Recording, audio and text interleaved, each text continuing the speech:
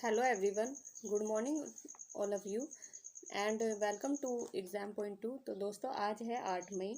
तो 8 मई और 2020 के जितने भी इम्पोर्टेंट क्वेश्चन है वो आज करंट अफेयर के क्वेश्चन बन सकते हैं। आज हम इसमें सभी कवर करने की कोशिश करेंगे, इसलिए वीडियो को लास्ट तक देखिएगा।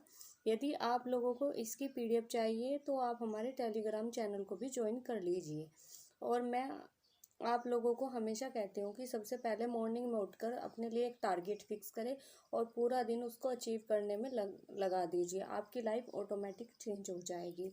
और दोस्तों करंट अफेयर के केवल 10 क्वेश्चन डिस्कस करते हैं, लेकिन ये सभी क्वेश्चन वेरी इंपॉर्टेंट होते हैं, सोर्स से लिए जाते हैं। जैसा कि द हिंदू, जितने भी इम्पोर्टेंट न्यूज़पेपर होते हैं उनका कलेक्शन होता है इन 10 क्वेश्चन में। इसलिए मैं आपसे कहूँगी कि वीडियो को ज़्यादा से ज़्यादा लाइक शेयर करें। लाइक के तो पैसे नहीं मिलते, बस एक मोटिवेशन मुझे मिल जाता है कि आप लोगों के लिए कुछ और बेहतर करूं। तो चलिए स्टार्ट करते हैं आज का पहला क्वेश्चन दोस्तों। तो आज का पहला क्वेश्चन स्टार्ट करते हैं। 8 मई 2020 के मोस्ट इम्पोर्टेंट क्वेश्चन है, तो ज़रूर देखिए और हमारे चैनल को लाइक शेयर सब्सक्राइब करना मत भूलिएगा। तो दोस्तों आज का पहला क्वेश्चन आपकी स्क्रीन पे आ गया है, तो चलिए देखते हैं कि हाल ही में हैनान प्रांत के दक्षिणी द्वीप में से एक अंतरिक्ष rocket the Long March B सफलतापूर्वक लॉन्च किया गया है। तो दोस्तों ये क्वेश्चन है आपका पहला क्वेश्चन, तो आप इसको ध्यान से देखिए। तो दोस्तों ये जो किया गया है ये किया है चाइना ने। तो इसका जो द लॉन्ग मार्च 5B का जो सफलतापूर्वक लॉन्च किया गया है ये किया है चाइना ने। तो ये जो चाइना ने स्पेस की तरफ से एक कदम उठाया जा रहा है स्पेस सेंटर के 2022 तक स्थायी स्टेशन बनाने की भी कोशिश कर रहा है चाइना। और चंद्रमा पर एक 6 लोगों का ग्रुप को भेजने की भी प्लानिंग कर रहा है। तो इस दिशा में द लैंग तो चाइना की बात है ये। तो चाइना की जो कैपिटल है वो देख लेते हैं। चाइना की जो कैपिटल है वो है बीजिंग। तो बीजिंग चाइना की कैपिटल है, ये आपको याद रखना है। और करेंसी जो है वो है रेन मिनवी। तो रेन मिनवी इसकी करेंसी है चाइना की। तो चाइना के बीच एक भारत और चाइना के बीच एक कागो ब्रिज है, वो भी भारत और चाइना के बीच में ही है। और इसके बीच भारत और चीन के बीच एक एक्सरसाइज भी होती है हैंड इन हैंड। तो ये भी आपको याद रखना है। तो चलिए नेक्स्ट क्वेश्चन देखते हैं। तो नेक्स्ट क्वेश्चन है आपका स्क्रीनिंग पे कि हाल ही में किस राज्य के द्वारा आयुष कवच ऐप का शुभारंभ किया गया है। तो दोस्तों ये जो आयुष कवच ऐप का शुभारंभ किया है ये किया गया है उत्तर प्रदेश। तो उत्तर प्रदेश के द्वारा ये एप्लीकेशन लोगों को स्वास्थ्य और बेहतर बनाने के लिए लॉन्च की गई है। ये एप्लीकेशन डेवलप किया गया है आयुष मंत्रालय के द्वारा। प्रेजेंट टाइम के जो चीफ मिनिस्टर है वो याद कर लेते हैं, तो वो योगी आदित्यनाथ जी हैं। और जो वहाँ की जो प्रेजेंट टाइम की जो गवर्नर है या राज्यपाल वो है आनंदीबेन पटेल। और लोकसभा की जो सीट है दोस्तों वो आती है 80 लोकसभा की सीट। और राज्यसभा की देखें तो राज्यसभा की आती है 31 सीट। तो ये आपको याद रखना है। तो झारखंड की बात करें तो झारखंड ने प्रज्ञान ऐप लॉन्च किया था। उत्तराखंड ने संपर्क दीदी बच्चों के लिए। ओडिशा की बात आई है तो ओडिशा ने मो प्रतिभा जीवन यानी मो जीवन प्रतिभा भी लॉन्च किया था ओडिशा दिवस की बात करें तो ओडिशा दिवस 1 अप्रैल को मनाया जाता है। तो ये भी आपको याद रखना है, बहुत इंपॉर्टेंट है। अगला क्वेश्चन देख लेते हैं। अगला क्वेश्चन है कि हाल ही में इराक के नए प्रधानमंत्री कौन बने हैं। तो इराक के जो हाल ही में नए प्रधानमंत्री बने हैं वो बने हैं मुस्तफ़ा अल कदीमी। तो मुस्तफ़ा अल कदीमी इसके इराक के नए प्रधानमंत्री बने हैं। नवंबर 2019 की ही बात है। यहाँ के जो पूर्व प्राइम मिनिस्टर थे वो थे आदिल अब्दुल। तो आदिल अब्दुल इसके यानी पूर्व प्राइम मिनिस्टर थे और इन्होंने इस्तीफा दिया था, जिसके बाद अब ये नए मुस्तफ़ा अल कदीमी इसके प्रधानमंत्री बने हैं इराक के। इराक की बात आई है तो इराक की जो कैपिटल है वो देख लेते हैं। इराक की जो कैपिटल है दोस्तों वो है बगदाद इराक की कैपिटल है। तो ये आपको याद रखना है, बगदाद इराक की कैपिटल है। करेंसी की बात करें तो करेंसी इराकी है, इराकी इसकी करेंसी है। तो ये आपको याद रखना है। और अब आए एंटोनियो, तो ये अभी के प्राइम मिनिस्टर है सभी। तो एंटोनियो की बात आई, तो एंटोनियो की बात करें तो ये अभी दोबारा से पुर्तगाल के प्राइम मिनिस्टर बने हैं। और अगर बात करें तो मारिन की, तो साना मारिन ये फिनलैंड की प्राइम मिनिस्टर बनी है। तो ये आपको याद रखना है। तो नेक्स्ट क्वेश्चन देखेंगे दोस्तों। नेक्स्ट क्वेश्चन आपका आ गया है कि हाल ही में सुरक्षित दादा दादी नाना नानी अभियान की शुरुआत किसके द्वारा की गई है? तो दादा दादी नाना नानी अभियान की जो शुरुआत की गई है, ये की गई है दोस्तों नीति आयोग। तो नीति आयोग द्वारा ये लॉन्च की गई है। इसका जो मुख्य उद्देश्य है वो है कोविड-19 महामारी के दौरान सीनियर सिटीजन यानी बुजुर्गों की देखभाल सुनिश्चित की जा सके। यदि हम बात करें कि नीति आयोग की, तो ये योजना आयोग के स्थान पर ही लाया गया था। योजना आयोग था पहले और अब फिर ये नीति आयोग बन गया था जनवरी 2015 में। इसके जो अध्यक्ष होते हैं वैसे प्रधानमंत्री योजना आयोग के, और नीति आयोग के भी अध्यक्ष प्रधानमंत्री होते हैं। उपाध्यक्ष की बात करें तो उपाध्यक्ष है इसके राजीव कुमार, और इसके जो सीईओ है नीति आयोग के वो है अमिताभ कांत। तो ये आपको याद रखना है। तो नेक्स्ट क्वेश्चन देख लेते हैं आपके। नेक्स्ट क्वेश्चन है आपका स्क्रीन पे कि हाल ही में पीएससी के नए अध्यक्ष कौन बनाए गए हैं? तो पीएससी के जो नए अध्यक्ष बनाए गए हैं वो बनाए गए हैं अभी अधीर रंजन चौधरी। तो अधीर रंजन चौधरी को पीएससी का अध्यक्ष बनाए गए हैं। तो ये लोकसभा में कांग्रेस के नेता हैं, ये भी आपको याद रखना है।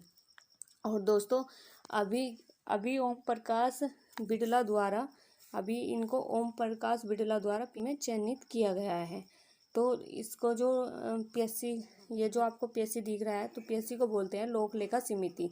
तो पीएससी का जो काम होता है वो होता है दोस्तों, तो देखिए इसमें इसका काम है भारत सरकार के जो सभी खातों की जांच करना, इसका कार्य है, जिसका बेस होता है कैग यानी कंट्रोलर एडनलर जनरल की रिपोर्ट के अनुसार ये जांच करता है पीएससी।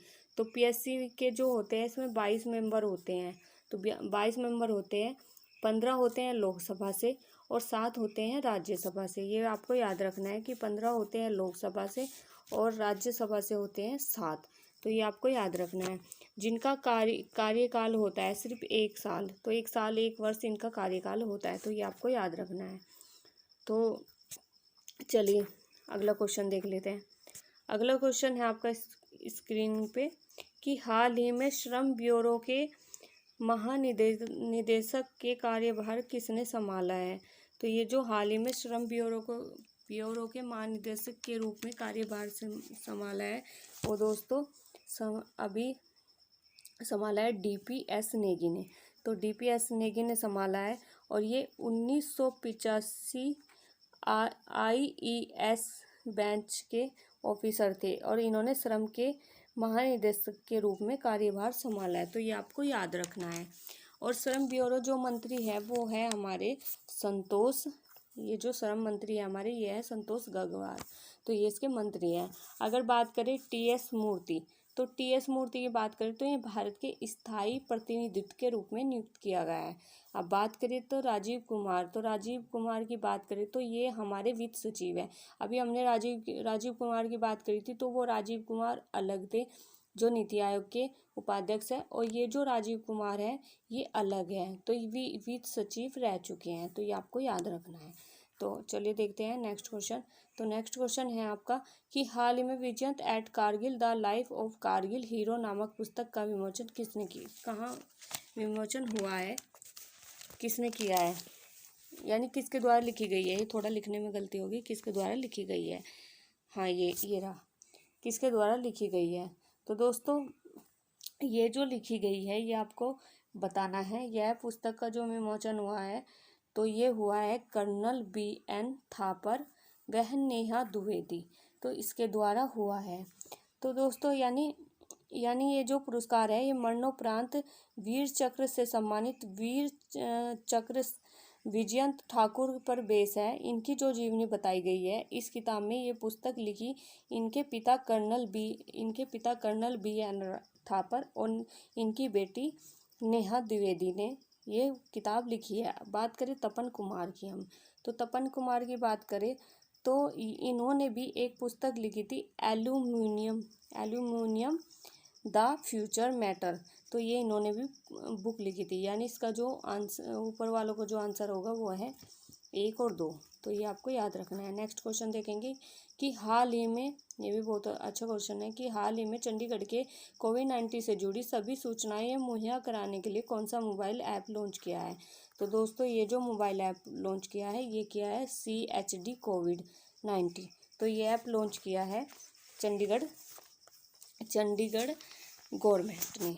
तो ये आपको याद रखना है। तो ये जो इस एप्लीकेशन के माध्यम से कोविड-19 से रिलेटेड जितने भी इंफॉर्मेशन है, गवर्नमेंट क्या प्लान कर रही है, क्या स्कीम निकाल रही है, आगे क्या योजना होने वाली है, तो ये सभी इंफॉर्मेशन मिल जाएगी इस ऐप में, जो लॉन्च किया है चंडीगढ़ के द्वारा। यदि हम बात करें कि चंडीगढ़ और प्लस हरियाणा की, तो दोनों की जो कैपिटल है वो है चंडीगढ़। भारत का जो पहला केरोसिन मुक्त शहर है वो भी चंडीगढ़ है, और जो ज़िला है वो है गुजरात का गांधीनगर पहला ज़िला केरोसिन मुक्त है। तो ये आपको याद रखना है। धनवंतरी योजना की बात करें तो ये असम गवर्नमेंट के द्वारा लॉन्च की गई थी। कोरोना वॉच की बात करें तो कोरोना वॉच कर्नाटक गवर्नमेंट के द्वारा लॉन्च की गई थी। एग्जिट ऐप की बात करें तो एग्जिट ऐप हाल ही में वेस्ट बंगाल के द्वारा लॉन्च की गई थी, प्रवासी परिवारों के सदस्यों को शिक्षा। तो ये आपको याद रखना है। एग्जिट ऐप ये हाल ही में वेस्ट बंगाल के द्वारा लॉन्च की गई थी। तो अगला क्वेश्चन देखते हैं। अगला क्वेश्चन है कि हाल ही में विश्व एथलेटिक्स दिवस कब मनाया गया है। तो विश्व एथलेटिक्स दिवस है दोस्तों, ये मनाया गया है अभी। ये आपको याद रखना है, बहुत इंपॉर्टेंट क्वेश्चन होने वाला है ये। विश्व एथलेटिक्स दिवस कब मनाया, रेलवे के लिए तो बहुत मोस्ट इंपॉर्टेंट क्वेश्चन बन जाता है ये, कि विश्व एथलेटिक्स दिवस मनाया गया है 6 मई को। तो ये आपको याद रखना है। तो 6 मई को मनाया, इसकी तारीख मोस्टली बदलती रहती है, पर ये ज़्यादातर मतलब मई के महीने में ही मनाया जाता है। ये जो दिवस क्यों मनाया गया है, तो खेलों के प्रति लोगों में, बच्चों में जागरूकता, अवेयरनेस पैदा करने के लिए मनाया जाता है। इसको पहली बार 1996 में मनाया गया था।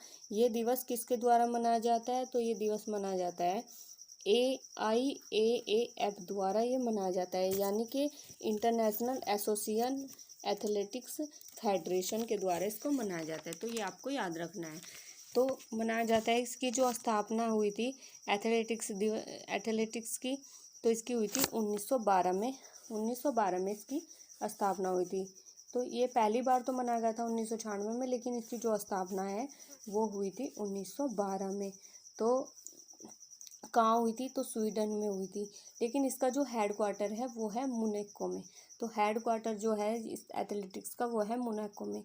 अभी MPPCS के पेपर में इसका हेड क्वार्टर ही पूछा गया था, तो IF का, तो इसका है मोनाको में। तो ये आपको याद रखना है। जो प्रेजेंट टाइम के जो अध्यक्ष है वो है सब टयल। तो आपको याद रखना है सब टयल। तो आपको याद रखना है। यदि मई के महीने के अलग डेज की बात करें हम, कि अलग जो इसमें दिए गए हैं कि 4 मई, तो 4 मई को अग्निशमन दिवस मनाया जाता है।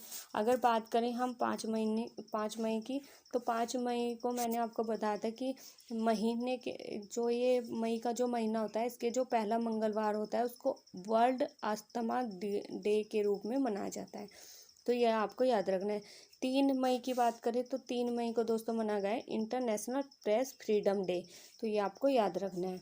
यानी कि 4 मई को मनाया जाता है आपका अग्निशमन डे, 5 मई को मनाया गया है आपका अस्थमा डे, यानी मई के महीने का जो पहला मंगलवार पड़ता है जिस भी डेट को, उसी को ये अस्थमा डे मनाया जाता है। और 3 मई को आपका इंटरनेशनल प्रेस फ्रीडम डे मनाया गया है। तो ये आपको याद रखना है। अगला देख लेते हैं कि आगे क्वेश्चन कौन सा है। क्वेश्चन नंबर 10, तो किस राज्य ने सरकार में निगाह योजना शुरू की है। तो ये दोस्तों की है निगाह योजना, ये की है हिमाचल प्रदेश ने। यानी जो आशाएं हैं और ये जो आंगनबाड़ी करता है, ये घर घर जाकर सर्वे करने के लिए ये मनाया गया है। ये मतलब सरकार के द्वारा लॉन्च की गई है निगाह योजना। तो दोस्तों ये की गई है कि जो जिसके घर में जितने बीमार है उस तरह के ये सर्वे करेंगी। तो ये आपको याद रखना है। तो अगला क्वेश्चन देख लेंगे कि 21 दिन का लॉकडाउन बढ़ाने वाला पहला राज्य कौन सा बना है। तो दोस्तों जो पहला राज्य बना था 21 दिन का लॉकडाउन बढ़ाने वाला, वो बना था उड़ीसा। तो ये आपको याद रखना है, उड़ीसा बना था पहला राज्य। तेलंगाना पहला राज्य बना है 29 मई तक लॉकडाउन बढ़ाने वाला। तो ये आपको याद रखना है। हिमाचल प्रदेश ने अभी निगाह योजना की शुरुआत की है। तो ये आपको याद रखना है। तो चलिए आज तक यहीं तक। तो दोस्तों आज का एक लास्ट क्वेश्चन मैं आपसे पूछता हूँ कि बिहार ने कौन सा ऐप लॉन्च किया था। तो आपको मुझे कमेंट बॉक्स में बताना है। ये आपका होमवर्क का क्वेश्चन है, तो आप मुझे कमेंट बॉक्स में कमेंट करके ज़रूर बताएं। और दोस्तों अगर वीडियो आपको अच्छा लगता है तो प्लीज़ इसको लाइक शेयर करना मत भूलना। आप लोगों से प्लीज़ रिक्वेस्ट है कि एक लाइक तो ज़रूर कीजिए। वीडियो बनाने में बहुत मेहनत लगती है, और शेयर करना तो बिल्कुल मत भूलना। तो और जो भी आप अपना फीडबैक ज़रूर दिया करें कि ताकि मेरी वीडियो में अगर कुछ कमी रह जाती है तो मैं उसमें कुछ सुधार करूँ। तो आज के लिए यहीं तक। Thank you so much.